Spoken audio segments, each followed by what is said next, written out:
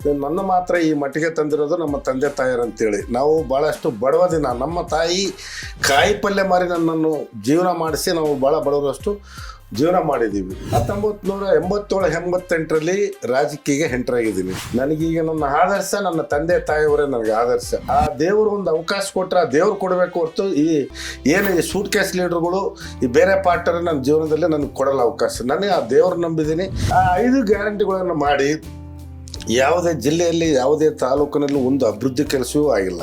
ಕಾಂಗ್ರೆಸ್ ಪಕ್ಷದ ಶಾಸಕರೇ ಸನ್ಮಾನ್ಯ ಮುಖ್ಯಮಂತ್ರಿ DK ಶಿವಕುಮಾರ್ಗೆ ಅವ್ರ ಎದುರಿಗೆ ಕೇಳ್ತಾ ಇದ್ದಾರೆ, ಈ ಗ್ಯಾರಂಟಿಗಳಿಂದ ನಮ್ಮ ಕ್ಷೇತ್ರದಲ್ಲಿ ಅಭಿವೃದ್ಧಿ ಆಗ್ತಾ ಇಲ್ಲ, ದಯಮಾಡಿ ಈ ಗ್ಯಾರಂಟಿಗಳು ಬೇಡ.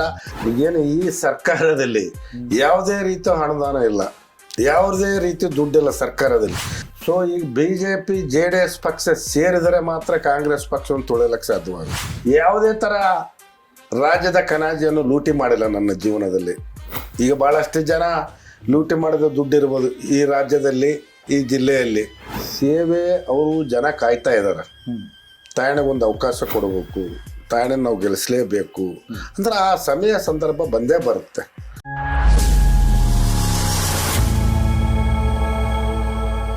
ನಮಸ್ಕಾರ, ಒಂದೇ ಮಾತರಂ, ಜೈ ಹಿಂದ್, ಜೈ ಕರ್ನಾಟಕ. ಪ್ರೀತಿಯ VTV ಬಳ್ಳಾರಿ ವೀಕ್ಷಕರೇ, ನಿಮ್ಮೆಲ್ಲರಿಗೂ ಇಂದಿನ ಜರ್ನಿ ಜಂಕ್ಷನ್ಗೆ ಸ್ವಾಗತ.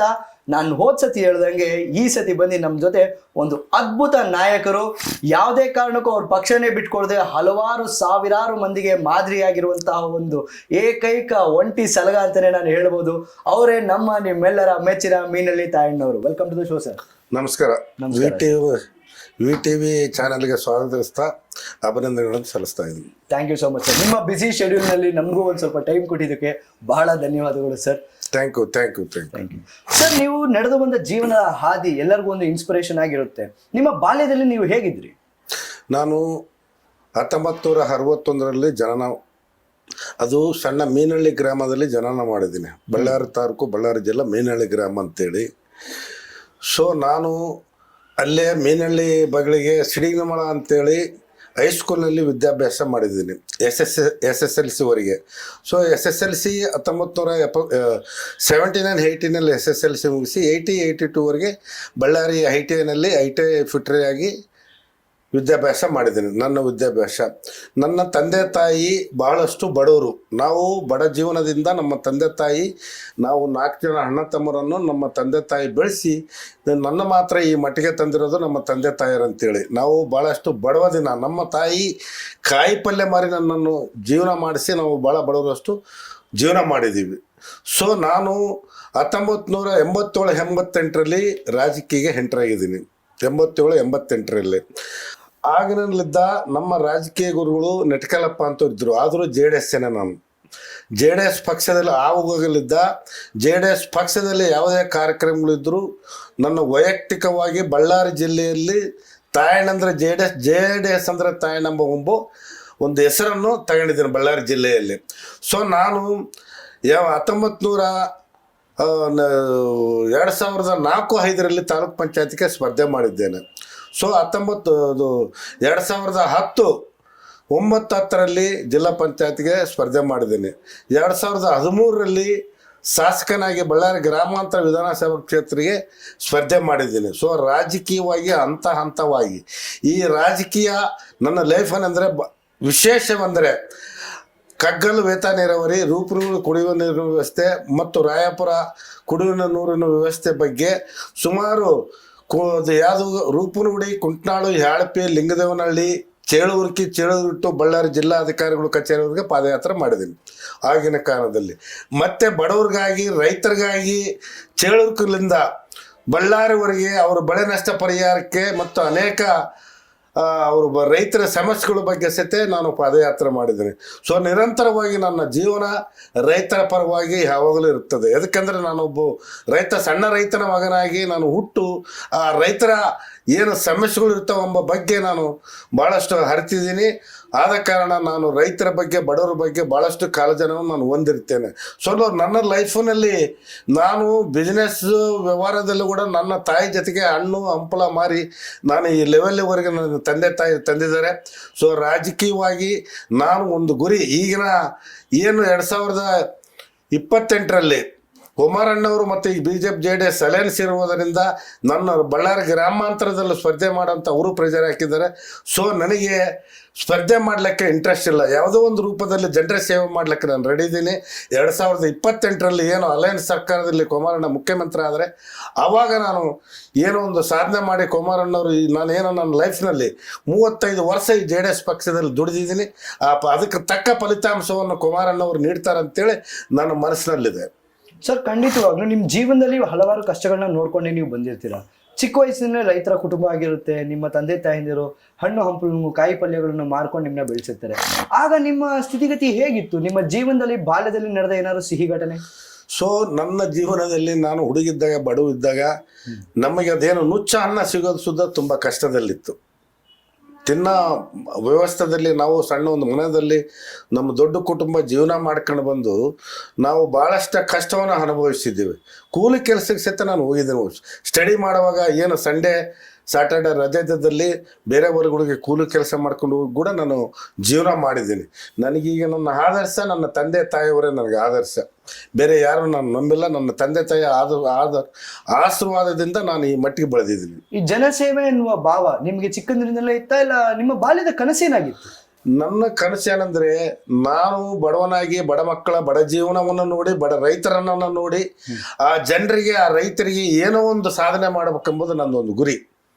ಯಾವಾಗಲಾದರೂ ಈಗೆಲ್ಲ ದೇವರು ಆಶೀರ್ವಾದ ಮಾಡಿದಾಗ ಕೂಡ ಯಾವುದೋ ಒಂದು ರೀತಿಯಲ್ಲಿ ನಾನು ಅವರಿಗೆ ಈಗಲೂ ಈಗ ನನ್ನ ಹತ್ರ ಬಂದು ಭಾಳಷ್ಟು ಜನ ಬಡವರು ಬರ್ತಾ ಇರ್ತಾರೆ.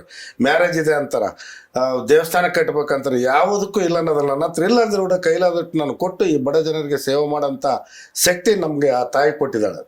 ಜೀವನದಲ್ಲಿ ಯಾವಾಗಲೂ ನೀವು ಯಶಸ್ಸನ್ನ ಕಂಡ್ಕೊಂಡ್ ಬಂದಿದ್ರಾ, ಇಲ್ಲ ಯಾವ್ದಾದ್ರು ವೈಫಲ್ಯಗಳಿದ್ವಾ? ನನ್ನ ಜೀವನದಲ್ಲಿ ಭಾಳಷ್ಟು ಕಷ್ಟವನ್ನು ಅನುಭವಿಸಿದ್ದೇನೆ. ಭಾಳಷ್ಟು ಕಷ್ಟಗಳು ಅವು ಮಾಧ್ಯಮದ ಮುಖಾಂತರ ಹೇಳುವಲ್ಲ. ಭಾಳಷ್ಟು ಕಷ್ಟಗಳು ಎಲ್ಲ ಅನುಭವಿಸಿ ನಾನು ಏನು ನನ್ನ ಕಷ್ಟದಲ್ಲಿ ನನ್ನ ಜೀವನದಲ್ಲಿ ನಾನು ನಂಬಿರೋದು ನನ್ನ ಸ್ನೇಹಿತರನ್ನು ಬಿಟ್ಟು ಬೇರೆ ಯಾರನ್ನೂ ನಂಬಲ್ಲ. ಸ್ನೇಹಿತರು ನನ್ನ ಮನೆ ದೇವರು. ನನಗೆ ನಮ್ಮ ಮನೆ ದೇವರ ನನಗೆ ಆದರ್ಶ. ಓಕೆ ಸರ್, ಇವಾಗ ನಿಮ್ಮ ಜೀವನದಲ್ಲಿ ನಡೆದ ಒಂದು ಯಾವ್ದಾದ್ರು ವೈಫಲ್ಯ ಘಟನೆ ಜನಗಳಿಗೆ ತಿಳ್ಕೊಳ್ಳಿಕ್ಕಾಗಿ ಮಾದರಿಗೆ ಜನಗಳನ್ನ ತಿಳ್ಕೊಂಬಕ್ಕೆ ಈಯಿಂದ ನಾನು 2-3 ಎಲೆಕ್ಷನ್ನಲ್ಲಿ ಸ್ಪರ್ಧೆ ಮಾಡಿದಾಗ ಪ್ರತಿ ಹಳ್ಳಿಯಲ್ಲಿ ತಾಯಣ್ಣಮ್ಮ ಒಂದು ಬ್ರ್ಯಾಂಡ್ ಇದೆ. ತಾಯಣ್ಣ ಒಳ್ಳೆಯವರಿದ್ದಾರೆ, ಅವ್ರಿಗೊಂದು ಅವಕಾಶ ಕೊಡಬೇಕು. ಅವ್ರಿಗೊಂದು ಅವಕಾಶ ಕೊಟ್ಟರೆ ಅವರು ಜನರನ್ನ ಕೈ ಬಿಡಲ್ಲ ಎಂಬ ಒಂದು ನಂಬಿಕೆ ಜನರಲ್ಲಿದೆ. ಬಟ್ ಈಗಿನ ಪರಿಸ್ಥಿತಿನಲ್ಲಿ ಪ್ರತಿ ಚುನಾವಣೆಗೆ 20, 30, 40 ಕೋಟಿ ಈ ಜನರಲ್ಲಿ ಚೆಲ್ಲಿ ಜನರನ್ನ ಒಂದು ಪ್ರತಿನಿಧಿಯಾಗಿ ಆರಿಸಿ ಬರ್ತಾ ಇದ್ದಾರೆ. ಸೊ ಅಷ್ಟು ನಮಗೆ ದೇವರ ಶಕ್ತಿ ಕೊಟ್ಟಿಲ್ಲ. ನಾವು ನಿಯತ್ತು ಜೀವನದಲ್ಲೇ ನಾವು ಬೆಳೆದು ಬಂದಿದ್ದೀವಿ. ಯಾವುದೇ ಕರಪ್ಷನ್ ಎಂಬ ಸುದ್ದಿನೇ ನನ್ನ ಜೀವನದಲ್ಲಿಲ್ಲ. ನಾನು ಭಾಳಷ್ಟು ಜೀವನದಲ್ಲಿ ನನ್ನ ಕಷ್ಟ ಅನುಭವಿಸಿ ದುಡಿದು ಈ ಮಟ್ಟಿಗೆ ಬಂದಿದ್ದೀನಿ. ಸೊ ನಾನು ಜನರಿಗೆ ಅಧಿಕಾರದಿಂದ ಒಂದಿದ್ರೇನೆ ಅಲ್ಲ, ನಾವು ಅಧಿಕಾರ ಇಲ್ಲಿದ್ದರೂ ಕೂಡ ಜನರ ಸೇವೆ ಮಾಡೋ ಶಕ್ತಿ ನನ್ನಲ್ಲಿದೆ. ನೀವು ರಾಜಕೀಯನೇ ಆಯ್ಕೊಂಡಿದ್ದೀನಿ, ನೀವು ಸಂಘಟನೆ ಕೂಡ ಮಾಡ್ಬೋದಿತ್ತಲ್ಲ? ನನ್ನ ಜೀವನದಲ್ಲಿ ಅನೇಕ ಹೋರಾಟಗಳು ಮತ್ತು ಅನೇಕ ಸಂಘಟನೆಗಳು ಮಾಡಿ ಈ ಲೆವೆಲ್ಗೆ ಬಂದಿದ್ದೀನಿ. ಪ್ರತಿ ವಿಷಯದಲ್ಲಿ ಹೋರಾಟ ಮಾಡ್ತಾನೆ ಬಂದಿರೋದು. ಇವತ್ತು ಬಳ್ಳಾರಿ ಜಿಲ್ಲೆಯಲ್ಲಿ ತಾಯಣ್ಣ ಅಂದ್ರೆ ಹೋರಾಟಗಾರ ಎಂಬ ಒಂದು ಸುದ್ದಿ ಇಡೀ ಬಳ್ಳಾರಿ ಜಿಲ್ಲೆ ಜನತೆಗೆ ಗೊತ್ತು. ಎಲ್ಲ ನಮ್ಮ ಇಲ್ಲಿರ್ತಕ್ಕಂಥ ಬಳ್ಳಾರಿ ತಾಲೂಕು ಗೊತ್ತು, ಇಡೀ ಜಿಲ್ಲೆಗೂ ಗೊತ್ತು. ಅವನು ಹೋರಾಟಗಾರ. ತಾಯಣ್ಣ ಅಂದ್ರೆ ಒಂದು ಹೋರಾಟಗಾರ. ಯಾವುದೇ ಹಿಡಿದ್ರೆ ಬಡವರು ಕಾಸಿಗೆ ಏನೋ ಒಂದು ಸಾಧನೆ ಮಾಡ್ತಾನ, ಅದು ಸಾಧಿಸ್ತಕ್ಕನ್ನ ಬಿಡಲ್ಲ ಅಂತೇಳಿ ಎಲ್ಲ ಈ ಜನರಿಗೆ ಎಲ್ಲ ಅವ್ರ ಮೈಂಡ್ನಲ್ಲಿದೆ. ಒಂದನ್ನ ಹಿಡಿದ್ರೆ ಯಾವುದೇ ಕಾರಣಕ್ಕೂ ನಾನು ಬಿಡಲ್ಲ ಛಲ. ಈ ಛಲ ನಿಮ್ಗೆ ಎಲ್ಲಿಂದ ಬಂದಿತ್ತು? ಜನ ಈಗಲೂ ನನ್ನಲ್ಲಿದ್ದಾರೆ. ನೀನು ಬಳ್ಳಾರಿ ಗ್ರಾಮಾಂತರದಲ್ಲಿ ಬಳ್ಳಾರಿ ಜಿಲ್ಲೆಯಲ್ಲಿರ್ಬೋದು, ಪ್ರತಿ ಹಳ್ಳಿಯಲ್ಲಿ ಹೋದರೆ ತಾಯಣ್ಣಂದ್ರೆ 10 ಜನ 20 ಜನ ನನ್ನ ಹತ್ರ ಒಂದು ಸಂಪರ್ಕವನ್ನು ಮೊದಲಿದ್ದ ನನ್ನ ಹಳ್ಳಿ ಊರುಗಳು, ವಿಶೇಷವಾಗಿ ಬಳ್ಳಾರಿ ಗ್ರಾಮಾಂತರದಲ್ಲಿ ವಿಶೇಷವಾಗಿ ತಾಯಣ್ಣ ಆ ಹಳ್ಳಿಗಳಿಗೆಲ್ಲ ಸುಮಾರು 58 ಹಳ್ಳಿಗಳು ಬರ್ತಾವ ಬಳ್ಳಾರಿ ಗ್ರಾಮಾಂತರದಲ್ಲಿ. ಪ್ರತಿ ಹಳ್ಳಿಯಲ್ಲಿ ತಾಯಣ್ಣ ಸುಮ್ಮನೆ ಕಾರ್ನಿಂದ ಸರಿ 1000 ಜನ 100 ಜನ ಬಂದು ನಾನು ಮಾತಾಡಿಸ್ಕೊಂಡು ಅವರು ವಿಶ್ವಾಸವಾಗಿ ಪ್ರೀತಿ ತೋರಿಸ್ತಕ್ಕಂಥ ಆ ಪ್ರೀತಿನೇ ಸಾಕು ನನಗೆ. ಆ ಪ್ರೀತಿನೇ ನಿಮ್ಗೊಂದು ಬೆಂಬಲವಾಗಿ ನಿಂತಿದೆ. ನಿಮ್ಗೆ ರಾಜಕೀಯದಲ್ಲಿ ನೀವು ಪ್ರವೇಶ ಮಾಡಿದ ನಂತರ ಇಷ್ಟು ವರ್ಷಗಳಾಗಿದೆ, 30ಕ್ಕೆ ಮೇಲ್ ವರ್ಷಗಳಾಗ್ಬಿಟ್ಟಿದ್ದಾವೆ. ಎಂದಾದ್ರೂ ಕಾಣದ ಕೈಗಳ ಒತ್ತಡವು, ಇಲ್ಲಾಂದ್ರೆ ಪ್ರೆಷರ್, ಆ ಪಕ್ಷ ಬೇಡ ನಮ್ಮ ಪಕ್ಷಕ್ಕೆ ಬನ್ನಿ, ಈ ತರ ಯಾವ್ದಾದ್ರು ಆಗಿದುಂಟಾ? ನನ್ನ ಜೀವನದಲ್ಲಿ 2010-11ರಲ್ಲಿ ಭಾಳಷ್ಟು ರಾಜಕೀಯ ಲೀಡುಗಳು. ಅವಾಗ ನಂದು ಒಂದು ಒಳ್ಳೆ ಹೆಸರು, ಒಳ್ಳೆ ಗೌರವವಾಗಿ ಬೆಳೆತಿರ್ತಕ್ಕಂಥ ಹೆಸರಿನೆಲ್ಲ ಭಾಳಷ್ಟು ಜನ ನನ್ನ ಮನೆಗೆ ಬಂದಿದ್ದಾರೆ. ಅವ್ರ ಹೆಸರಲ್ಲಿ ಹೇಳಕ್ಕೆ ನಾನು ತಗೊಂಬೋದಲ್ಲ. ನಿನಗೆ ಯಾವುದು ಸ್ನಾನಮಾನ ಬೇಕು, ಜಿಲ್ಲಾ ಪಂಚಾಯತ್ ನಿಂದ್ರಿಸ್ತೀವಿ. ಜಿಲ್ಲಾ ಪಂಚಾಯತ್ ನಿಂದ್ರಿಸಿ ಜಿಲ್ಲಾ ಪಂಚಾಯತ್ ಅಧ್ಯಕ್ಷ ಅಥವಾ ಉಪಾಧ್ಯಕ್ಷನೂ ಮಾಡೋಕೆ ರೆಡಿ ಇದೀವಿ. ಭಾಳಷ್ಟು ಹಣನ ಒಂದು ಆಕಾಂಕ್ಷೆ ಕೂಡ ತೋರಿಸಿದ್ದಾರೆ. ಆದರೆ ನಾನು ಒಂದೇ ಹೇಳಿದ್ದೀನಿ, ನನ್ನ ಪಕ್ಷ JDS, ನನ್ನ ನಾಯಕ ಕುಮಾರಣ್ಣ, ನನ್ನ ಜೀವನ ಇರತಕ್ಕನ ನನ್ನ ಯಾವುದೇ ಪಕ್ಷಕ್ಕೆ ಬರೋದಲ್ಲ ಅಂತೇಳಿ ಅವ್ರ ಕೈ ಮುಗಿದು ಕಳಿಸಿದ್ದೀನಿ. ಅದೇ ರೀತಿ 2011ರಲ್ಲಿ ಬೈ ಎಲೆಕ್ಷನಲ್ಲಿ ಸನ್ಮಾನ್ಯ ಶ್ರೀ ನಮ್ಮ ಕೊಂಡಯ್ಯ ಸಾಹೇಬರು ಕಾಂಗ್ರೆಸ್ನಲ್ಲಿ ನಮ್ಮ ಮನೆಗೆ ರಾತ್ರಿ 11 ಗಂಟೆಗೆ ಬಂದು, ತಾಯಣ್ಣವರೇ ನೀವು ಸುಮ್ಮನೆ ಬಟ್ಟೆ ಹಾಕ್ಕೊಂಡಿರ್ತೀವಿ, ನಿನ್ನ MLA ಟಿಕೆಟ್ ಎಷ್ಟು ಕೊಟ್ಟು ನಿನಗೆ ಆಶೀರ್ವಾದ ಮಾಡ್ತು ಅಂತಂದಾಗ ನಾನು ರಾತ್ರಿ ಕೊಂಡವರು ಪಾದಕ್ಕೆ ನಮಸ್ಕಾರ ಮಾಡಿ, ನಿಮ್ಮ ಆಶೀರ್ವಾದ ಸಾಕಣ, ನಾನು ಪಕ್ಷ ಬಿಟ್ಟು ಬರೋದಲ್ಲ, ನಾನು JDS ಪಕ್ಷ ನಿಯತ್ತಾಗಿ ದುಡ್ತಾ ಇದ್ದೀನಿ, ನನ್ನ JDS ನನ್ನ ಬ್ರ್ಯಾಂಡ್ ಅಂತೇಳಿ. ಎದಕ್ಕಲ್ಲಿ JDS ಅಂತಂದರೆ ಕುಮಾರಸ್ವಾಮಿ ಅವರು, ದೇವೇಗೌಡರು ವಿಶೇಷವಾಗಿ ರೈತರ ಬಗ್ಗೆ ಕಾಳಜಿ ಹೊಂದಿರತಕ್ಕಂಥ ಪಕ್ಷ ಅಂದರೆ JDS ಪಕ್ಷ. ಯಾವುದೇ ದೇವೇಗೌಡ ಈ ಹಿಂದೆ ಹಾಲ್ಮಟ್ಟಿ ಡ್ಯಾಮ್ಗೆ ಅವರು ಪ್ರಧಾನಮಂತ್ರಿ ಆದಾಗ ಅವ್ರ ಕೊಡುಗೆ, ಮತ್ತು ಮಹಿಳಾ ಮೀಸಲಾತಿಗೆ ಅವ್ರ ಕೊಡುಗೆ, ಕುಮಾರಣ್ಣವರು ಮುಖ್ಯಮಂತ್ರಿ ಆದಾಗ ಈ ದೇಶದಲ್ಲಿ ಅನೇಕ ಕಾರ್ಯಕ್ರಮಗಳು ಮಾಡಿದ್ದಾರೆ. ಲಾಟ್ರಿ ನಿಷೇಧ ಮತ್ತು ಯಾವುದು ಸರಾಯಿ ನಿಷೇಧ ಮತ್ತು ಸಾಲ ಮಕ್ಕಳಿಗೆ ಸೈಕಲ್ ವಿತರಣೆ ಮತ್ತು ನಮ್ಮ ಇಡೀ ರಾಜ್ಯದ ಜನರಿಗೆ ರೈತರಿಗಾಗಿ 25,000 ಸಾಲ ಮನ್ನಾ ಮಾಡಿರ್ತಕ್ಕಂಥ ಏಕೈಕ ಮುಖ್ಯಮಂತ್ರಿ ಅದು ಕುಮಾರಣ್ಣವರು. ಇಂಥ ಕಾರ್ಯಕ್ರಮಗಳು ಅವರು ಮಾಡಿರುವುದರಿಂದ ಆ ಪಕ್ಷ ಅಂದರೆ ನನಗೆ ತುಂಬ ಇಷ್ಟ. ಆ ಪಕ್ಷದಲ್ಲಿ ನನ್ನ ಜೀವನ ತಕ್ಕನ ಆ ಪಕ್ಷದಲ್ಲೇ ಇರ್ತೀನಿ. ನನಗೆ ಯಾವುದೇ ಸ್ಥಾನಮಾನ ಸಿಗಲಿದ್ರು ಕೂಡ ನಾನು ಜನರಿಗಾಗಿ, ಆ ಜನರ ಸೇವೆಗಾಗಿ ಪಕ್ಷದಲ್ಲಿದ್ದು ನಾನು ಕೆಲಸ ಮಾಡ್ತೀನಿ ಅಂತೇಳಿ ಈ ಸಂದರ್ಭದಲ್ಲಿ ಹೇಳ್ತೀನಿ. ಸರ್, ಇವಾಗ ನೀವು ರಾಜಕೀಯಕ್ಕೆ ಇಷ್ಟೊಂದು ಬಂದಿರ್ತೀರ, ರಾಜಕೀಯದಲ್ಲಿ ಬಹಳಷ್ಟು ನೋಡಿರ್ತೀರ, ಬಟ್ ಈ ರಾಜಕೀಯದಲ್ಲಿ ಈ ಸೂಟ್ ಕೇಸ್ ರಾಜಕೀಯ ಅಂತ ಏನಿದೆ, ಇದಕ್ಕೆ ನಿಮ್ಮ ಅಭಿಪ್ರಾಯ ಏನು? ಸೊ ನನ್ನ ಜೀವನದಲ್ಲಿ ಸೂಟ್ ಕೇಸ್ ರಾಜಕೀಯ ಅಂದರೆ ಕೆಲವು ದಿನಗಳಿಗೆ ಮಾತ್ರ ಸೀಮಿತವಾಗಿರ್ತೈತೆ ಸೂಟ್ ಕೇಸ್ ರಾಜಕೀಯ. ಸೊ ನನ್ನ ಜೀವನದಲ್ಲಿ ಭಾಳಷ್ಟು ಸೂಟ್ ಕೇಸ್ಗಳು ಬಂದರೆ ಗೇಟಿಂದ ಹೊರಗಡೆನೇ ಇರಬೇಕು. ಆ ತಾಯಣ್ಣನ ಮನೆಯಲ್ಲಿ ಮಾತ್ರ ವಿಶೇಷವಾಗಿ ಯಾವುದೇ ಸೂಟ್ ಕೇಸ್ಗೆ, ಯಾವುದೇ ಆಮಿಷ್ಗೆ ನನ್ನ ತಲೆಬಾಗಿ ಅವರಿಗೆ ನನ್ನ ಜೀವನದಲ್ಲೂ ನಾನು ಹತ್ರ ಬರಕೊಡಿಸಲ್ಲ ಅಂಥವ್ರನ್ನ. ಯಾಕಂದರೆ ನಾನು ಭಾಳಷ್ಟು ಕಷ್ಟ ಜೀವನದಲ್ಲಿ ಬೆಳೆದು ಬಂದಿದ್ದೀನಿ. ಕಷ್ಟ ಏನಂಬುದು ನನಗೆ ಗೊತ್ತಿದೆ. ಆಗ ನಾವು ಪೂರ್ತಿ ನಾವು ಸೂಟ್ ಕೇಸ್ ತಗೊಂಡು ರಾಜಕೀಯ ಮಾಡಿದ್ರೆ ನಮ್ಮ ಜೀವನದಲ್ಲಿ ಬ್ಯಾಡ್ ರಿಮೈಂಡ್ ಬಿದ್ದು ಭಾಳಷ್ಟು ಜನ ಇರಬಾರ್ದು. ಒಬ್ಬರ ಬಗ್ಗೆ ಮಾತಾಡೋಂಥ ಶಕ್ತಿ ನನ್ನಲ್ಲೆಲ್ಲ. ನನ್ನ ವೈಯಕ್ತಿಕವಾಗಿ suitcase brand, suitcase ಕೊಡೋರ್ನಂತ ನನ್ನ ಜೀವನದಲ್ಲಿ ನಂಬಲ್ಲ, ಅವ್ನ ಹತ್ರನೂ ಬರಗೊಡಿಸಲ್ಲ. ನೀವು ಹತ್ರ ಸೇರಿಸ್ಕೊಳ್ಳೋದಕ್ಕೆ ನೀವೇ ಒಂದು ಬ್ರ್ಯಾಂಡ್ ಆಗಿ ನಿಂತಿರ್ತೀರಾ ಸರ್. ಬಟ್ ಈ ಒಂದು ಬ್ರ್ಯಾಂಡ್ ಆಗ್ಲಿಕ್ಕೆ ನೀವು ಮಾಡಿದ ತ್ಯಾಗಗಳೇನು? ನನ್ನ ಜೀವನದಲ್ಲಿ ಅನೇಕ ಆಫರ್ಗಳು ಬಂದಿದ್ದಾವೆ. ಅನೇಕ ಆಫರ್ಗಳು ಬಂದಿದ್ದ ಸಹಿತ ನನ್ನ ಜೀವನದಲ್ಲಿ ಭಾಳಷ್ಟುಗಳು ತ್ಯಾಗ ಮಾಡಿದ್ದೀನಿ. ಅದು ಎಕ್ಸ್ಪೆಷಲಿ ಬಡವರಿಗಾಗಿ, ಬಡ ಜನರಿಗಾಗಿ, ರೈತರಿಗಾಗಿ. ನಾನು ನನ್ನ ಜೀವನದಲ್ಲಿ ನಾನು ಕಮಿಟ್ಮೆಂಟ್ ಆಗಿದ್ರೆ ಇಷ್ಟೊತ್ತಿಗೆ 2-3 ಸಲ ML ಆಗ್ತಿದ್ದೆ, 2-3 ಸಲ ML ಆಗಿ ಶಾಸಕನಾಗಿ ಇರ್ತಿದ್ದೆ. ಸೊ ನನ್ನ ಜೀವನದಲ್ಲಿ ಬ್ರ್ಯಾಂಡ್ ಎಂಬುದು ಕೆಡಿಸಬಾರ್ದು. ನನಗೆ ಆ ದೇವರು ಒಂದು ಅವಕಾಶ ಕೊಟ್ಟರೆ ಆ ದೇವ್ರು ಕೊಡಬೇಕು ಹೊರತು ಈ ಸೂಟ್ ಕೇಸ್ ಲೀಡರ್ಗಳು, ಈ ಬೇರೆ ಪಾರ್ಟರ್ ನನ್ನ ಜೀವನದಲ್ಲಿ ನನಗೆ ಕೊಡಲ್ಲ ಅವಕಾಶ. ನನಗೆ ಆ ದೇವ್ರು ನಂಬಿದ್ದೀನಿ. ಇವತ್ತಿಲ್ಲ ಅಂದ್ರೆ ನಾಳೆ ಆ ದೇವೇಗೌಡರ ಮತ್ತು ಕುಮಾರಣ್ಣವ್ರ ಆಶೀರ್ವಾದದಿಂದ ಮುಂದಿನ ದಿನದಲ್ಲಿ ಏನೋ ಒಂದು ಸ್ಥಾನಮಾನ ತಗೊಂಡು ಈ ಬಡ ಜನರಿಗೆ ಸೇವೆ ಮಾಡ್ಲಿಕ್ಕೆ ನಾನು ರೆಡಿ ಇದ್ದೀನಿ. ಸರ್, ಇವಾಗ ಹೇಗಿದೆ ಎರಡನ್ನೂ ಸಮತೋಲನ ಮಾಡ್ಕೊಂತೀರಾ? ಒಂದ್ ಕಡೆ ಕುಟುಂಬ ಇರುತ್ತೆ, ಅದೊಂದು ಸೈಡ್ ರಾಜಕೀಯ ಇರುತ್ತೆ, ಇನ್ನೊಂದು ಕಡೆ ಜನರ ಕಷ್ಟಗಳು, ಅಳಲುಗಳು ಇರ್ತವೆ. ಇದಿಷ್ಟು ಹೇಗೆ ನೀವು ಸಮತೋಲನವಾಗಿ ತೂಗ್ತೀರಾ? ನಾನು ನನ್ನ ಜೀವನದಲ್ಲಿ ಬಡವರಿಗಾಗಿ, ಪಕ್ಷಗಾಗಿ ದಿನಕ್ಕೆ 5 ಗಂಟೆ ಸಮಯ ಕೊಡ್ತಾ ಇದ್ದೇನೆ. ದಿನಕ್ಕೆ 5 ಗಂಟೆ. ನಾನು ಬೆಳಗ್ಗೆ 10 ಗಂಟೆಲಿದ್ದ ಮಧ್ಯಾಹ್ನ 1 ಗಂಟೆವರೆಗೆ ಪಾರ್ಟಿ ಕಚೇರಿಯಲ್ಲಿ ಕುಂತು ಅನೇಕ ಸಮಸ್ಯೆಗಳು, ನಮ್ಮ ಪಕ್ಷದವರಿರೋದು ಬೇರೆ ಪಕ್ಷದವರದು, ಅವ್ರ ಸಮಸ್ಯೆಗಳನ್ನು ಅಳಿಸಿ ಮತ್ತೆ ಸಾಯಂಕಾಲ ಹೊತ್ತಿನಲ್ಲಿ 4 ಗಂಟೆಲಿದ್ದ 6 ಗಂಟೆವರೆಗೂ ಒಂದು ಹಳ್ಳಿಗೆ ಹೋಗೋ, ಇಲ್ಲಾಂದ್ರೆ ಬಡ ಜನರ ಸಮಸ್ಯೆಗಳನ್ನು ತೀರಿಸಿ ನಾನು ಮನೆಗೆ ಹೋಗ್ತಾ ಇದ್ದೀನಿ. ಓಕೆ ಸರ್, ಇವಾಗ ನೀವು ನಡೆದು ಬಂದ ಹಾದಿಯಲ್ಲಿ ಬಹಳಷ್ಟು ಸಾಧನೆಗಳನ್ನು ಮಾಡಿರ್ತೀರ, ಆದರೆ ನೀವು ಮರೆಯಲಾರದ ಮೊದಲನೇ ಸಾಧನೆ ಯಾವುದಿತ್ತು? ನಾನು ಈ ಹಿಂದೆ ನನ್ನ ಜೀವನದಲ್ಲಿ, ನನ್ನ ಕಷ್ಟದಲ್ಲಿ ಸುಖವನ್ನು ಅನುಭವಿಸಿರ್ತಕ್ಕಂಥದ್ದಂದರೆ, ಸುಖ ಇಲ್ಲ, ನನ್ನ ಜೀವನದಲ್ಲಿ ಕಷ್ಟನೇ ಅನುಭವಿಸಿದ್ರು, ಸುಖ ಎಂಬುದು ನಾನು ಕಂಡಿಲ್ಲ. ಬಟ್ ಜನರ ಒಂದು ವಿಶ್ವಾಸ, ಪ್ರೀತಿಲಿದ್ದ ನಾನು ಅವರ ಪ್ರೀತಿನೇ, ಅವರ ವಿಶ್ವಾಸನೇ ನನ್ನ ಶಕ್ತಿ.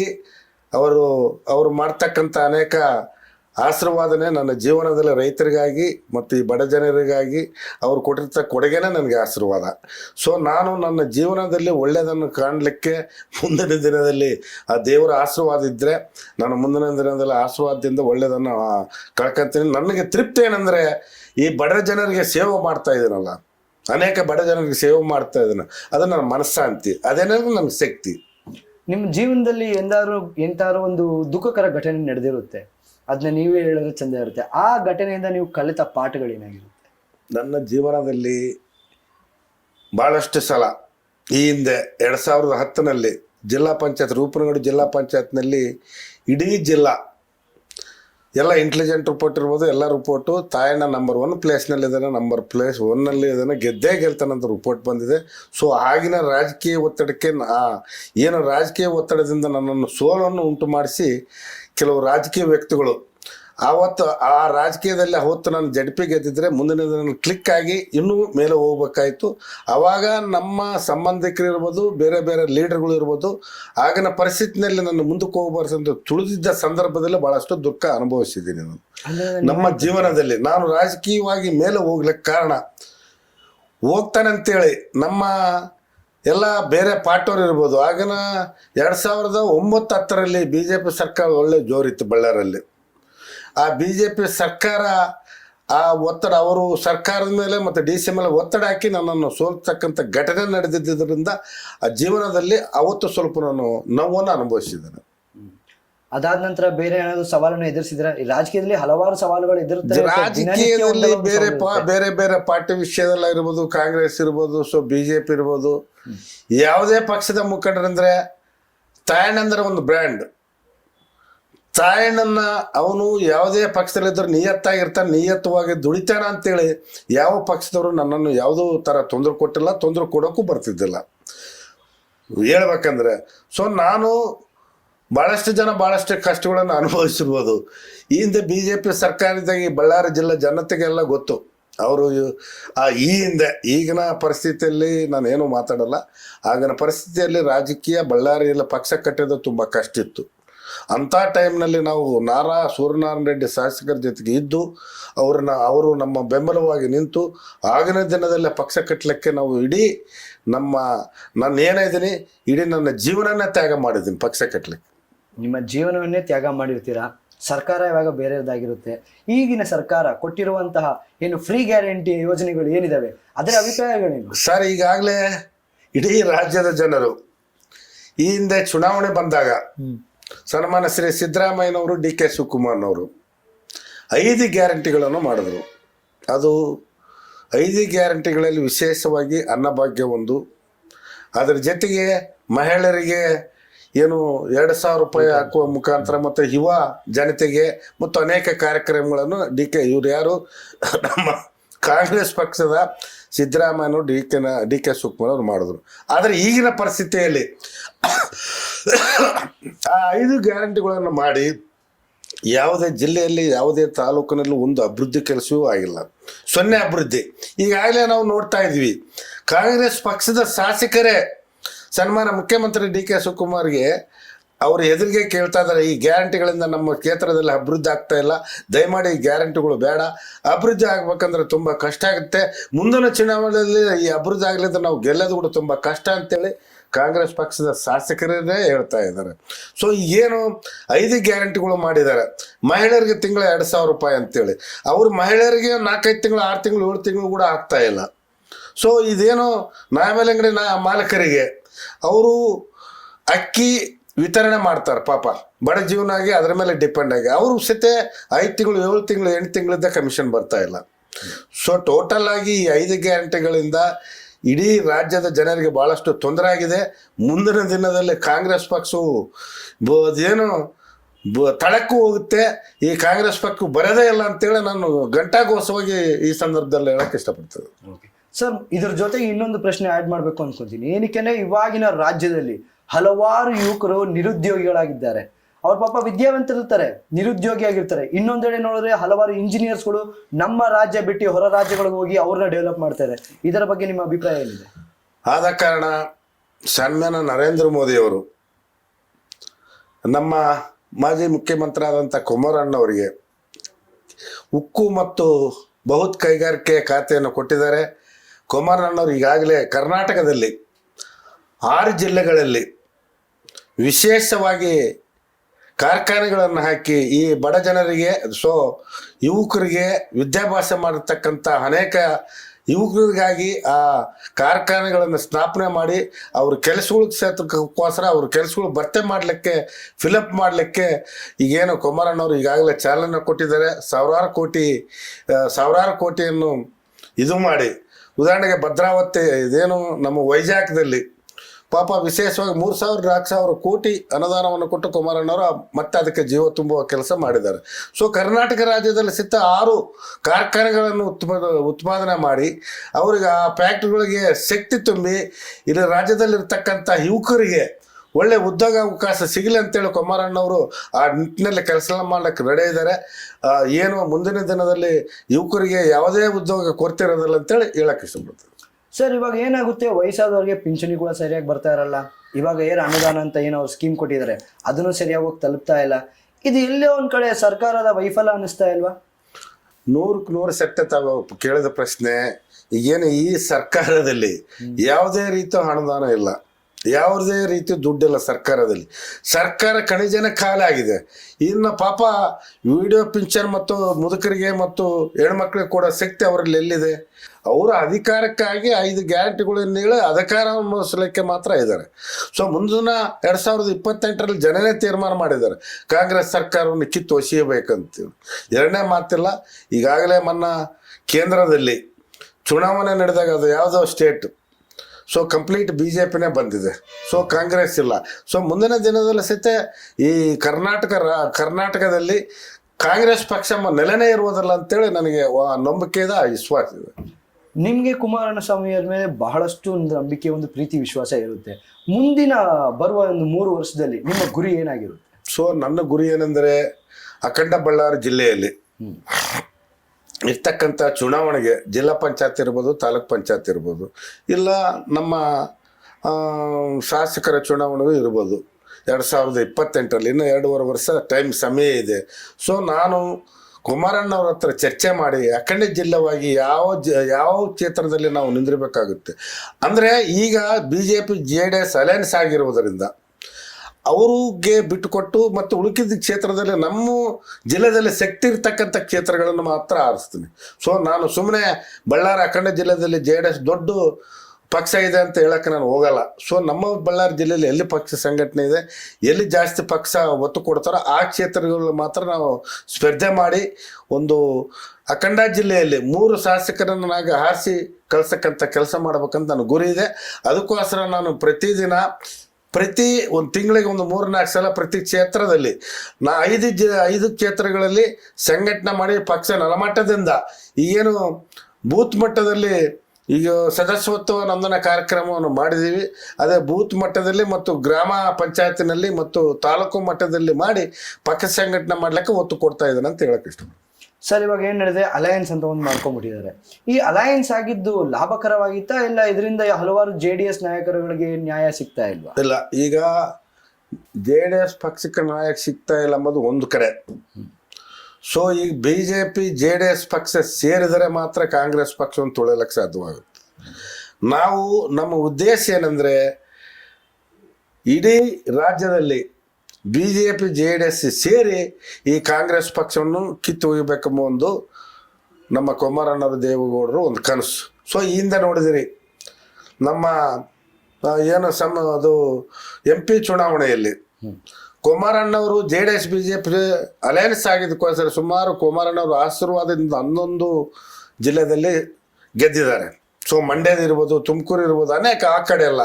ಸೊ ಆದ ಕಾರಣ ಮುಂದಿನ ದಿನದಲ್ಲಿ ನಾವು BJP ಅಲಯನ್ಸ್ ಆದರೆ ಮಾತ್ರ ಪಕ್ಷಕ್ಕೊಂದು ಶಕ್ತಿ ಬರುತ್ತೆ ಅಂತೇಳಿ ಈ ಸಂದರ್ಭದಲ್ಲಿ ಹೇಳ್ತಾ ಇದ್ದೀವಿ. ಸೊ ನಮಗೆ ನಷ್ಟ ಆಗ್ತದೆ ಬಿಡ್ತದೆ. ಕುಮಾರಣ್ಣವರು ಮುಂದಿನ ದಿನಗಳಲ್ಲಿ ಮುಖ್ಯಮಂತ್ರಿ ಆದರೆ ನಮಗೆಲ್ಲರೂ ಲಾಭ ಇದ್ದಂಗೆ. ಈಗಿನ ಪರಿಸ್ಥಿತಿಯಲ್ಲಿ BJP ಅವರು ಕೆಲವು ಜಿಲ್ಲೆಯಲ್ಲಿ ಕಡೆಗಣಿಸಿರ್ಬೋದಿಲ್ಲ ಅಂತ ಹೇಳಲ್ಲ. ಸೊ ನಮ್ಮನ್ನು ಎಷ್ಟು ಕಡೆಗಣಿಸ್ತಾರೆ ಅಷ್ಟು ನಷ್ಟನೂ ಅವ್ರಿಗಾಗುತ್ತೆ. ಸೊ ನಮ್ಮನ್ನು ವಿಶ್ವಾಸವಾಗಿ ತಗೊಂಡು ಕೆಲಸ ಮಾಡಿದ್ರೆ ಮಾತ್ರ ಅವ್ರಿಗೆ ಲಾಭ ಆಗುತ್ತೆ ಅಂತ ಹೇಳಿ. ಇವಾಗ ಸರ್, ಸರ್ಕಾರದಲ್ಲಿ ಒಂದು ತಿರುವು ಕಾಣಬೇಕು ಅಂದರೆ ಏನಾಗಿರ್ಬೋದು ಮೊದಲನೇ ಸ್ಟೆಪ್? ಸರ್ಕಾರದಲ್ಲಿ ಜನಗಳಿಗೆ ಅಭಿವೃದ್ಧಿ ಆಗಲಿಕ್ಕೋಸ್ಕರ ಇವಾಗ ಒಂದು ತಿರುವು ಬೇಕು ಅಂದರೆ ಯಾವ ಥರ ಒಂದು ಅನುದಾನಗಳಿರ್ಬೋದು, ಇಲ್ಲ ಯಾವ ಥರ ಒಂದು ಯೋಜನೆಗಳನ್ನ ತಗೋಬಂದ್ರೆ ಒಂದು ತಿರುವು ಕಾಣುತ್ತೆ? ಈಗ ನಾವು ನಮ್ಮ ಪಕ್ಷದ ಕಡೆಯಿಂದ ಈ ಹಿಂದೆ ಅಲ್ಪ ಅವಧಿಯಲ್ಲಿ ಕುಮಾರಣ್ಣವರು ಮುಖ್ಯಮಂತ್ರಿ ಆದಾಗ 2 ಸಲ ಕುಮಾರಣ್ಣವರು ಅನೇಕ ಸಾಧನೆಗಳನ್ನು ಮಾಡಿದ್ದಾರೆ. ರೈತರ ಸಾಲ ಮನ್ನಾವಾಗಿರ್ಬೋದು, ಮತ್ತು ಈ ಹಿಂದೆ ದೇವೇಗೌಡ ಪ್ರಧಾನಮಂತ್ರಿ ಆದಾಗ ಅವ್ರು ಮಾಡಿರ್ತಕ್ಕಂಥ ಅನೇಕ ಕೊಡುಗುಗಳು ಮತ್ತು ಕುಮಾರಣ್ಣವರು ಮಾಡಿರ್ತಕ್ಕಂಥ ಅನೇಕ ಕೆಲಸಗಳನ್ನು ತಗೊಂಡು ಜನರ ಮುಂದೆ ನಾವು ಇಡ್ತಾ ಇದ್ವಿ. ಆ ಜನರ ಮುಂದೆ ಇಂಥ ಕುಮಾರಣ್ಣವ್ರು ಈ ಕೆಲಸಗಳು ಮಾಡಿದ್ದಾರೆ, ದೇವೇಗೌಡ ಈ ಕೆಲಸಗಳು ಮಾಡಿದ್ದಾರೆ ಅಂತೇಳಿ ಜನರ ಮನೆ ಮನೆಗೆ ಪಾಂಪ್ಲೆಟ್ ಹಚ್ಚಿ ಜನರ ಒಂದು ವಿಶ್ವಾಸ ಗಳಿಸ್ಲಿಕ್ಕೆ ನಾವು ಪ್ರಯತ್ನ ಮಾಡ್ತೀವಿ. ಸರ್, ಇವಾಗ ಮುಂದಿನ ಬರುವ ದಿನಗಳಲ್ಲಿ ನಮ್ಮ ತಾಯಣ್ಣ ಅವರ ಪ್ಲಾನ್ ಏನಾಗಿರುತ್ತೆ? ಇವಾಗ ನಿಮ್ಗೊಂದು ಸಾಧನೆ, ಒಂದು ಗುರಿ ನೀವು ಆಲ್ರೆಡಿ ಫೋಕಸ್ ಮಾಡ್ಕೊಂಡು ನೆಕ್ಸ್ಟ್ ಸ್ಟೆಪ್ ಇವಾಗ ಏನಿದೆ? ಸೊ ನನ್ನ ಜೀವನದಲ್ಲಿ ಎಲ್ಲ ಕಷ್ಟವನ್ನು ಅನುಭವಿಸಿದ್ದೇನೆ. ಸೊ ನನಗೀಗ ಸುಮಾರು 60-60+ ವಯಸ್ಸು. ಸೊ ನನ್ನ ಜೀವನದಲ್ಲಿ ಒಂದೇ ಗುರಿ, ನನಗೆ ನಮ್ಮ ಕುಮಾರಣ್ಣರ ಆಶೀರ್ವಾದದಿಂದ ಯಾವುದೋ ಒಂದು ಪದವಿ ಪಡೆದು ಜನರು ಒಂದು ಕಷ್ಟಗಳನ್ನು ಅರಿಸ್ಬೇಕೆಂಬುದು ನನ್ನ ಒಂದು ಗುರಿ. ಜನರು ಭಾಳಷ್ಟು ಕಷ್ಟಪಡ್ತಾ ಇದ್ದಾರೆ. ಈಗ ನೋಡ್ತಕ್ಕಂಥ ಯಾವುದೇ ಶಾಸಕರು ಇರ್ಬೋದು, ಯಾವುದೇ ಪಕ್ಷದ ಶಾಸಕರು ಇರ್ಬೋದು, ಗೆಲ್ಲ ತಕ್ಕನ ಮಾತ್ರ ಅವರು, ಜನರಲ್ಲಿ ಯಾರೂ ಹೋಗಲ್ಲ, ಜನರಲ್ಲಿ ಯಾರೂ ಇರಲ್ಲ. ಸೊ ಈ ತಾಯಣ್ಣ ಯಾವುದೇ ಅಧಿಕಾರ ಇಲ್ಲದಲ್ಲಿ ಇರ್ಲಿದ್ರು ಕೂಡ 24/7 ಜನರಲ್ಲಿ ಇರ್ತಾನೆ, ಯಾವುದೇ ವಿಷಯದಲ್ಲಾಗಲಿ. ಸೊ ಮುಂದಿನ ದಿನದಲ್ಲಿ ನನ್ನ ಗುರು ಒಂದೇ, ಆ ದೇವರ ಆಶೀರ್ವಾದದಿಂದ ಯಾವುದೋ ಒಂದು ಸಣ್ಣ ಪುಟ್ಟ ಒಂದು ಅಧಿಕಾರ ಸಿಕ್ಕರೆ ಜನರ ಸೇವೆ ಮಾಡ್ಲಿಕ್ಕೆ ರೆಡಿ ಆಗಿದ್ದೀನಿ ಅಂತ ಹೇಳ್ತೀನಿ. ಸರ್, ಇವಾಗ ನಿಮ್ಮ ಕುಟುಂಬ ನಿಮ್ಗೆ ಎಷ್ಟು ಸಪೋರ್ಟಿವ್ ಆಗಿದೆ? ನಿಮ್ಗೆ ಈ ಒಂದು ಬೆಂಬಲವಾಗಿ ನಿಮ್ಗೆ ಕೊಟ್ಟಿರ್ಬೇಕು. ಏನಕ್ಕೆ ಏನು ನಡೆಯುತ್ತೆ, ನಾವು ಎಷ್ಟೇ ರಾಜಕೀಯ ಇರ್ಬೋದು, ಇಲ್ಲಾಂದ್ರೆ ಜನರ ಸೇವೆ ಮಾಡಬೇಕು ಅಂದ್ರೆ ನಮ್ಮ ಮನೆ ಕೂಡ ನಮ್ಮನ್ನು ಒಂದು ಬೆಂಬಲಿಸಬೇಕಾಗಿರುತ್ತೆ. ಅದು ನಮಗೆ ಒಂದು ಸಮತೋಲನವಾಗಿ ಕೊಟ್ಟಿರ್ಬೇಕತ್ತೆ. ಅವರ ಸಪೋರ್ಟ್ ನಿಮ್ಗೆ ಹೇಗಿದೆ?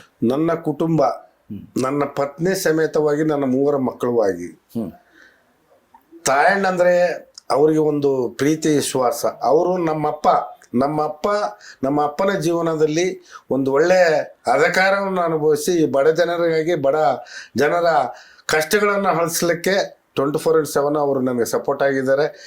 ಅವರು ಈಗೇನೇನು ನನ್ನ ಮಕ್ಕಳ, ನನ್ನ ಹೆಂಡತಿಯ ಆಶೀರ್ವಾದನೇ ನನ್ನ ರಾಜಕೀಯವಾಗಿ ಬೆಳಿಬೇಕಂದ್ರೆ ಅವರ ಆಶೀರ್ವಾದ ಕೂಡ ಇದೆ.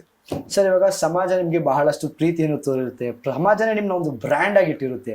ಇವರಿಗೆ ನೀವು ಯಾವ ತರ ಕೊಡುಗೆ ಕೊಡಬೇಕು ಅಂತ ಬಯಸ್ತೀರಾ? ಅದೇ ಹೇಳ್ತಾ ಇದೀನಲ್ಲ, ಕೊಡುಗೆ ಕೊಡಬೇಕಂದ್ರೆ ಒಂದು ಅಧಿಕಾರ ಬೇಕು, ಒಂದು ಶಕ್ತಿ ಬೇಕು. ಇಲ್ಲ ನಾವು ಯಾವುದೇ ತರ ರಾಜ್ಯದ ಕಣಾಜಿಯನ್ನು ಲೂಟಿ ಮಾಡಿಲ್ಲ ನನ್ನ ಜೀವನದಲ್ಲಿ. ಈಗ ಬಹಳಷ್ಟು ಜನ ಲೂಟಿ ಮಾಡಿದ ದುಡ್ಡು ಇರ್ಬೋದು ಈ ರಾಜ್ಯದಲ್ಲಿ, ಈ ಜಿಲ್ಲೆಯಲ್ಲಿ. ಸೊ ನಾವು ಬಡವರ ಮಗನಾಗಿ ನ್ಯಾಯಯುತವಾಗಿ ಜೀವನ ಮಾಡಿ ಈ ಮಟ್ಟದಲ್ಲಿ ಬಂದಿದ್ದೀನಿ. ನಾನು ಈಗ ಬಳ್ಳಾರಿ ಜಿಲ್ಲಾ JDS ಅಧ್ಯಕ್ಷ 2ನೇ ಟರ್ಮ್ನಲ್ಲಿ. ನಾನಿರ್ತಕ್ಕಂಥ ಪೊಸಿಷನ್ನಲ್ಲಿ ಬೇರೆ ಪಾರ್ಟಿ ಅಧ್ಯಕ್ಷಗಳಾದರೆ ತಮ್ಗಾಗಲೇ ಗೊತ್ತಿರುತ್ತೆ ಯಾವ ಥರ ಇರ್ತಾರೆ, ಯಾವ ಥರ ನೋಡ್ಕೊಂಡು. ನನ್ನ ಮುಂದಿನ ಸವಾಲೇ ಅದಾಗಿತ್ತು. ಇವಾಗ ನೀವು JDS ಗೋಸ್ಕರ ನೀವು ಒಂದು ಜಿಲ್ಲಾಧ್ಯಕ್ಷ ನೀವು ಇದ್ದಿರ್ತೀರಾ, ನೀವು ಬಹಳಷ್ಟು ಕಾರ್ಯಗಳನ್ನ ನೀವುಗಳು ನಿರ್ವಹಿಸಿಕೊಂಡು ಅದಕ್ಕೆ ಒಂದು ಸ್ತಂಭವಾಗಿ ನೀವು ನಿಂತಿರ್ತೀರಾ. ಒಂದು ವೇಳೆ ತಾಯಣ್ಣ ಅವರ ಇಂಡಿಪೆಂಡೆಂಟ್ ಆಗಿ ನಿಂತರೆ ಗೆಲುವು ಯಾವ ಮಟ್ಟಿಗೆ ಭರ್ಜರಿ ಆಗಿರ್ಬೋದು? ಸೊ ತಾಯಣ್ಣ ಇಂಡಿಪೆಂಡೆಂಟ್ ಆಗಿ ನಿಂತರೆ ಜನರು ಬೆಂಬಲ 100% ಕೊಡ್ತಾರೆ, ಎಣ್ಣೆ ಮಾತಿಲ್ಲ. ಬ್ರ್ಯಾಂಡ್ ಆಗಿರ್ತೀರ ಇರುತ್ತೆ. ಸೊ ನನ್ನ ಅದ್ರ ಜೊತೆಗೆ ಕುಮಾರಣ್ಣ ದೇವೇಗೌಡ ಮಾಡಿರ್ತಕ್ಕಂಥ ರೈತರಿಗೆ ಅನೇಕ ಕಾರ್ಯಕ್ರಮಗಳನ್ನು ಮಾಡಿರ್ತಾರೆ. ಅದೇ ಜಾಸ್ತಿ ಪ್ಲಸ್ ಪಾಯಿಂಟ್ ಆಗೋದು ನಮಗೆ ಇಂಡಿಪೆಂಡೆಂಟ್ಗಿಂತ. ಇಂಡಿಪೆಂಡೆಂಟ್ ಅಂದರೆ ಈಗಾಗಲೇ ತಾವು ನೋಡಿದಾಗೆ ದುಡ್ಡನ್ನ ಸುರಿಮಳೆ ಸುರಬೇಕು. ನೀವು ಮಾಡಿರೋ ಸೇವೆ ಅಷ್ಟಿರುತ್ತಲ್ಲ ಸರ್, ಜನರ ಪ್ರೀತಿ ಸೇವೆ. ಅವರು ಜನ ಕಾಯ್ತಾ ಇದಾರೆ, ತಾಯಣ್ಣಗೊಂದು ಅವಕಾಶ ಕೊಡಬೇಕು, ತಾಯಣ್ಣ ನಾವು ಗೆಲ್ಲಿಸಲೇಬೇಕು ಅಂದ್ರೆ ಆ ಸಮಯ ಸಂದರ್ಭ ಬಂದೇ ಬರುತ್ತೆ. ಆ ಸಮಯ ಸಂದರ್ಭ ಬಂದರೆ ಬೇರೆ ಪಕ್ಷದವರು 2,000 3,000 ಕೊಟ್ಟರು ಕೂಡ ತಳ್ಳಿ ನನಗೆ ಒಂದು ಆಶೀರ್ವಾದ ಮುಂದಿನ ದಿನದಲ್ಲಿ ಮಾಡ್ತಾರೆಂಬ ಒಂದು ವಿಶ್ವಾಸ, ಒಂದು ನಂಬಿಕೆ ನನ್ನಲ್ಲಿದೆ. ನಿಮ್ಮನ್ನ ಫಾಲೋ ಮಾಡ್ಕೊಂಡ್ ಬಂದಿರೋ ಯುವಕರಿಗಾಗಿರ್ಬೋದು, ಬಳಗಕ್ಕಿರ್ಬೋದು, ನೀವೇನು ಸಂದೇಶ ಕೊಡ್ಲಿಕ್ಕೆ ಇಷ್ಟಪಡ್ತೀರಾ? ಯುವಕರಿಗಾಗಿ ಮುಂದಿನ ದಿನದಲ್ಲಿ ಈಗಷ್ಟು ಭಾಳಷ್ಟು ಜನ ನನ್ನ ಹತ್ರ ಬರ್ತಾ ಇದ್ದಾರೆ ಆಫೀಸ್ಗೆ, ಕಚೇರಿ. ITI ಮಾಡಿದವರು ಇರ್ಬೋದು, ಇಂಜಿನಿಯರಿಂಗ್ ಮಾಡಿದವರು ಇರ್ಬೋದು, MBA ಮಾಡಿದವರು ಇರ್ಬೋದು, ಭಾಳಷ್ಟು ಜನಕ್ಕೆ ನಾನು ಉದ್ಯೋಗ ಅವಕಾಶ ಮಾಡಿಕೊಟ್ಟಿದ್ದೀನಿ. ಉದಾಹರಣೆಗೆ ಜಾನಕಿ ಫ್ಯಾಕ್ಟ್ರಿ ಇರ್ಬೋದು, ಬಸಾ ಸ್ಟೀಲ್ ಫ್ಯಾಕ್ಟ್ರಿ ಇರ್ಬೋದು, ಜಿಂದಾಲ್ ಫ್ಯಾಕ್ಟ್ರಿ ಇರ್ಬೋದು, ವೈಯಕ್ತಿಕವಾಗಿ 100 ಜನಗೆ ನಾನು ಅವರಿಗೆ ಆಶೀರ್ವಾದ ಮಾಡಿ ಕೆಲಸಗಳು ಇಸ್ಕೊಟ್ಟು ಅವರ ದುಡಿಮೆಯನ್ನು, ಅವ್ರ ಕುಟುಂಬವನ್ನು ಒಂದು ಕಾಲ ಮೇಲೆ ನಿಂದಿರ್ಲಿಕ್ಕೆ ನಾನು ಏರ್ಪಾటు ಮಾಡಿದ್ದೀನಿ. ಓಕೆ, ಜನಗಳಿಗೆ ಏನಾದ್ರು ಸಂದೇಶ ಕೊಡ್ಲಿಕ್ಕೆ ಉಂಟಾ? ಸರ್ಕಾರದ ಬಗ್ಗೆ ಆಲ್ರೆಡಿ ನಾವು ಹಲವಾರು ಮಾತುಗಳನ್ನ ಮಾತಾಡಿರ್ತೀವಿ. ಮುಂಬರುವ ದಿನಗಳಲ್ಲಿ ಅವರ ಓಟನ್ನಾಗಿರ್ಬೋದು ಮಾರಿಕೊಳ್ಳದೆ ನ್ಯಾಯದ ಪರವಾಗಿ ನಿಂತ್ಕೊಳ್ಳಿಕ್ಕೆ ಜನಗಳಿಗೆ ಏನಾದ್ರು ಸಂದೇಶ ಕೊಡ್ಲಿಕ್ಕೆ ಇಷ್ಟಪಡ್ತೀರಾ? ಇಷ್ಟೇ. ಈಗ ಜನರ ಸೇವೆ ಮಾಡ್ಲಿಕ್ಕೆ ನನಗೆ ಒಂದು ಅವಕಾಶ ಕೊಡಬೇಕು. ಒಂದು ಅವಕಾಶ ಈಗಾಗಲೇ ಎಲ್ಲರೂ ನೋಡಿದಿರಿ. ಕಾಂಗ್ರೆಸ್ ಪಕ್ಷ ನೋಡಿದಿರಿ, BJP ಪಕ್ಷ ನೋಡಿದಿರಿ, BJP ಶಾಸಕರ ನಡವಳಿಕೆ ನೋಡಿದಿರಿ, ಕಾಂಗ್ರೆಸ್ ಪಕ್ಷದ ಶಾಸಕರ ನಡವಳಿಕೆ ನೋಡಿದಿರಿ. ನಾನು ನಿಮಗಾಗಿ ಸೇವೆ ಮಾಡಲಿಕ್ಕೆ ಒಂದು ಅವಕಾಶ ಮಾಡಿಕೊಡ್ರಿ. ಒಂದು ಅವಕಾಶ ಮಾಡಿಕೊಟ್ಟಾಗ ನಿಮಗೆ ಏನಾದರೂ ಅಪ್ಪು ತಪ್ಪು ಕಂಡಲ್ಲಿ ಏನಾದರೂ ನಾನು ನಿಮ್ಮ ಕೈ ಇಡ್ಲಿದ್ರೆ 24/7 ನಿಮ್ಮಲ್ಲಿ ಇರ್ಲಿದ್ರೆ ನೀವೇ ನನಗೆ ಆಶೀರ್ವಾದ ಮಾಡಿ ನೋಡ್ರಿ ಅಂತೇಳಿ ಅವ್ರಿಗೆ ಕೈ ಮುಗಿದು ಇನ್ನೊಮ್ಮೆ ನಾನು ಬೇಡ್ಕೊಂಬಳಕ್ಕೆ ರೆಡಿ ಇದ್ದೀನಿ. ಖಂಡಿತ ನಮ್ಮ VTV ಭಾರತ್ ಮುಖಾಂತರ ನಮ್ಮ ಮುಖಾಂತರ ನಮ್ದು ಆಶಯ ಅದೇನೆ, ತಾಯಣ್ಣ ಅವರು ಇನ್ನೂ ದೊಡ್ಡ ಲೀಡರ್ ಆಗಿ ಎಲ್ಲರ ಮುಂದೆ ಜನಸೇವೆ ಮಾಡಬೇಕು ಅಂತ. ನೋಡಿದ್ರಲ್ಲ ವೀಕ್ಷಕರೇ, ಎಷ್ಟು ಅದ್ಭುತವಾಗಿ ತಿಂದಿನ ಜರ್ನಿ ಅನ್ಬಿಟ್ಟು ಒಂಥರ ರ್ಯಾಪಿಡ್ ಫೈರ್ ಸೆಷನ್ ತರನೇ ಇದು ಓಡ್ತಲ್ವಾ. ಏನಕ್ಕೆ ಅಂದ್ರೆ ಅವರ ಎನರ್ಜಿ ಲೆವೆಲ್ ಈಗೂ ಬಹಳ ಅದ್ಭುತವಾಗಿದೆ. ನೋಡ್ತಾ ಇರಿ, ನೆಕ್ಸ್ಟ್ ಎಪಿಸೋಡ್ನಲ್ಲಿ ಇದೇ ತರ ಒಂದು ಫೈರಿ ಪರ್ಸನ್ ಜೊತೆಗೆ ಮತ್ತಷ್ಟು ದೊಡ್ಡ ಲೀಡರ್ ಜೊತೆಗೆ ನಿಮ್ ಮುಂದೆ ಬರ್ತೀನಿ. ನಾನ್ ನಿಮ್ಮ ಮನೆ ಮಗ ಅರ್ನಾಲ್ಡ್ ವಿಜಯ್. ನೀವು ನೋಡ್ತಾ ಇದ್ದೀರಾ VTV ಬಳ್ಳಾರಿ.